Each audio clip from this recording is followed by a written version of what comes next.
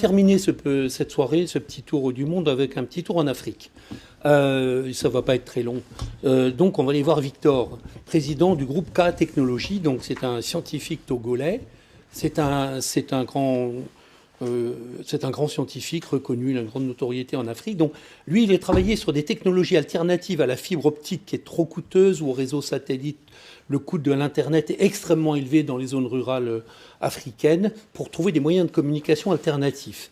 Et il a développé notamment un projet qui s'appelle les universités sans les murs, soutenu par la France, soutenu par l'ambassade de France, pour désengorger les amphithéâtres, parce qu'il n'y a pas assez d'amphithéâtres pour les élèves sur ces régions en Afrique. Et donc là, on va voir deux, trois petites vidéos. Alors, sachez qu'on l'avait reçu en Sorbonne il y a quelques années. On avait remis un prix déjà pour des travaux sur l'éducation en Afrique. Donc là, il va nous dire quelques mots du projet Université sans les murs au Togo. Donc on écoute parler. Le projet Université sans les murs est à sa phase pilote à l'Université d'Ekara. À cet effet, les 13 et 14 juin dernier, enseignants-chercheurs, étudiants et techniciens ont bénéficié d'une séance de formation portant sur le fonctionnement des équipements et du dispositif technique mis en place par la société KA Technologies dans le cadre du projet. En dehors de cette centrale, nous avons déployé la solution radio sur 2 amphis distants. Un amphi où il va y avoir du présentiel à l'intérieur avec un professeur qui donne les cours et un amphi distant où il va y avoir des étudiants aussi là-bas. Donc le professeur donnant son cours ici avec des étudiants là-dedans, il y a un détachement d'étudiants qui n'auraient pas pu trouver de la place à cause de l'exiguïté de l'amphi dans lequel se trouve le professeur, qu'on va déporter dans un amphi distant pour qu'il y ait plus de place, parce qu'ils vont pouvoir suivre le cours en temps réel que l'amphi où se trouve le professeur. Concrètement, il s'est agi pour les participants de s'approprier les différentes techniques d'utilisation du système rénal. Un système à travers lequel les enseignants-chercheurs et étudiants de l'Université d'Ekara pourront d'ici peu accéder à leur plateforme de cours en ligne sans connexion Internet. Pour le prouver, une simulation a été effectuée au cours de la séance avec l'implication des participants. Donc comme je vous le disais, cette entreprise qui s'appelle K Technologies, technologie équitable pour l'Afrique, a déjà été primée donc, il y a 5 ans. Vous voulez voir où ils en étaient et ça a beaucoup progressé. Et donc je vous conseille de regarder, là, il y a une vidéo qui est déjà sur celle des mardis d'innovation, quand ils ont été primés parmi les prix Innovation Team Best Practices. Là je vous propose de regarder juste 1 minute, même pas, juste où ils précisent bien quel est l'objectif de l'entreprise. Pour le reste, vous pourrez toujours vous reporter sur la chaîne des mardis pour voir la présentation détaillée qui est très suivie et qui est très appréciée. Donc, voilà ce qu'il vous dit sur son projet. Alors, RETIS veut dire Réseau, Énergie, TIC pour l'éducation. C'est de faire en sorte qu'il y ait partout, plus d'alibi surtout, de dire, parce qu'il n'y a pas d'énergie dans ce coin, que les jeunes de ce coin ne peuvent pas bénéficier des services et des atouts numériques que tout le monde affole aujourd'hui. Donc, l'énergie et le numérique peuvent être désormais partout grâce au RETIS. Alors, la genèse, la naissance de la société a tourné autour d'une équipe déterminée,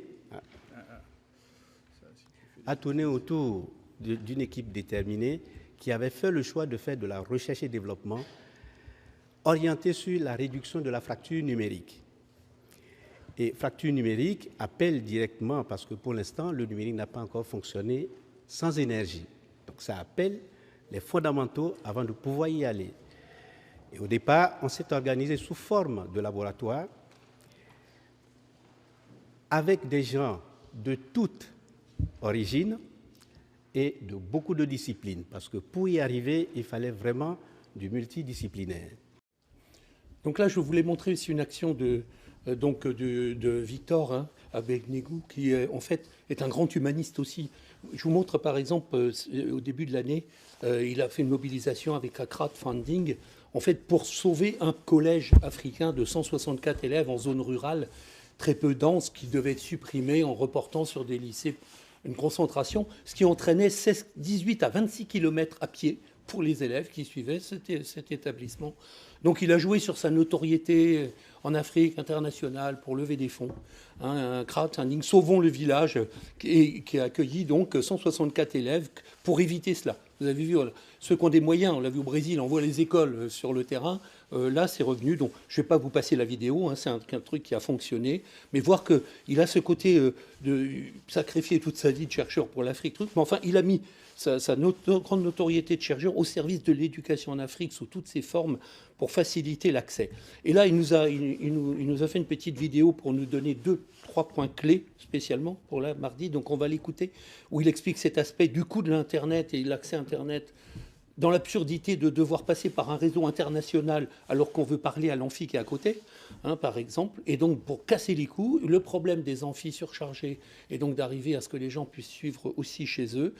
Et il y a un aspect qu'il n'évoque pas là, mais je vous le dis quand même, on dirait là c'est une solution technique en fait, mais il dit en plus, les grands qui veulent nous fournir des solutions techniques pour l'éducation, notamment GAFA et tout, en fait ils veulent nous caser leur programme en même temps, et ce n'est pas les nôtres, ce n'est pas notre culture. On a d'autres choses à passer, donc notre indépendance technologique est nécessaire pour pouvoir résoudre. Donc on l'écoute, c'est un homme très sage. On ne peut pas s'imaginer ce que coûte l'Internet encore en Afrique aujourd'hui. Ce coût pour étudiants et ou parents est exorbitant.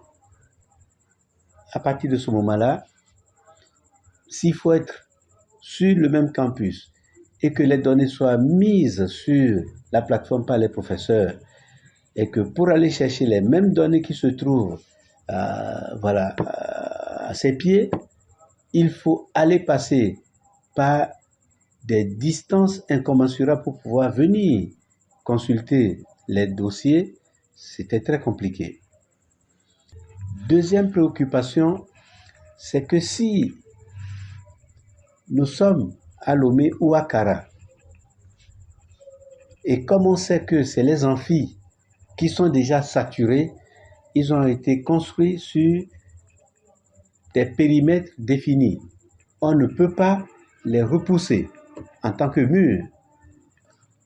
Pour ce que nous proposons, on croit que ça peut servir à toutes les structures d'enseignement, quelles qu'elles soient, supérieures, de base, ou même fondamentales, ou même des enseignements professionnels, pour que, ma foi, l'Afrique puisse passer ce cap d'obligation à l'Internet et de conditionnement à l'impossibilité de faire autrement que ce qu'il doit faire pour qu'on puisse avancer dans la perspective de pouvoir dépasser ce qu'on a appelé depuis pas mal de temps la massification contraignante et destructive de nos universités, pour ne parler que de celles-là, et plus encore de nos enseignements de base.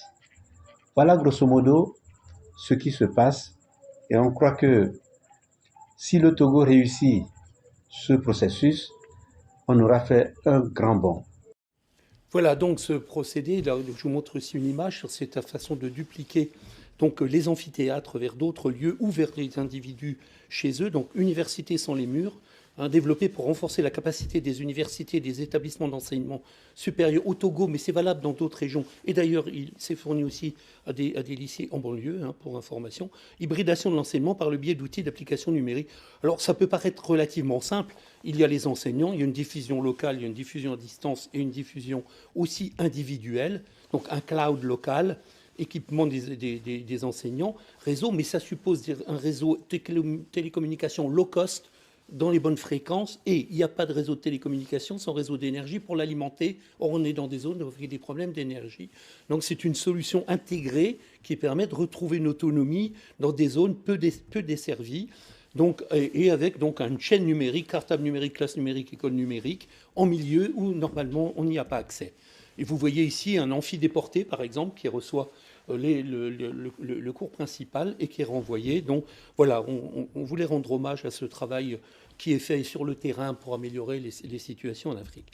Et ce projet Université sans les murs, donc il a abouti, il a été présenté officiellement la réception technique du projet, vous voyez, à l'ambassade de France, puisque la France soutient ce projet au Togo, réalisé le 29 juin 2023, donc c'est tout récent, pour son déploiement.